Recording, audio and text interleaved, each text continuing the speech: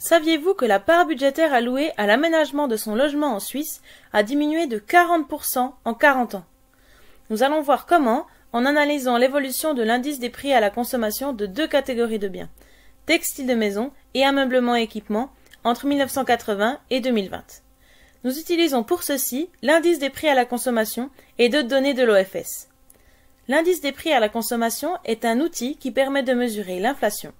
Cela permet de mesurer l'évolution des prix des biens et des services consommés par les ménages entre deux périodes données. Nous nous intéressons à deux graphiques qui permettent de comprendre les principales tendances d'évolution des dépenses. Le premier indique l'évolution des prix des deux catégories de biens par rapport à l'évolution générale des prix.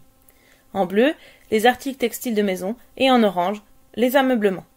Il représente l'évolution de la valeur réelle des deux catégories de biens qui ne fait que de diminuer depuis 1982. Ce graphique en colonne vous indique la part budgétaire d'un ménage allouée aux deux catégories de biens. Elle diminue entre 1993 et 2020. Nous constatons donc deux évolutions notables. La valeur des biens appartenant aux deux catégories a diminué et la part budgétaire allouée par les consommateurs a également diminué.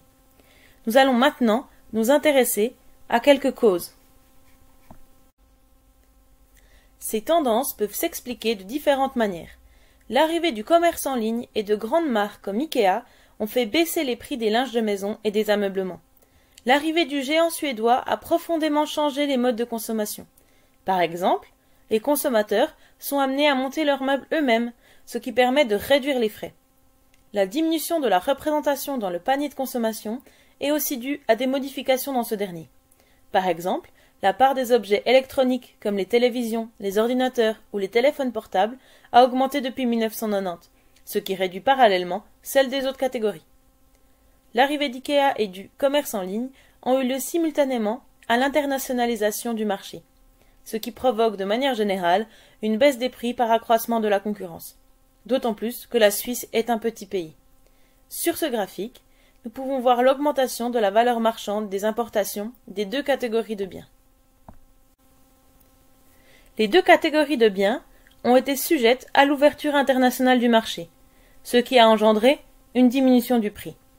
C'est aussi la modification des habitudes d'achat des consommateurs, ainsi que la taille moyenne des logements qui est responsable de la diminution de la part du panier de consommation.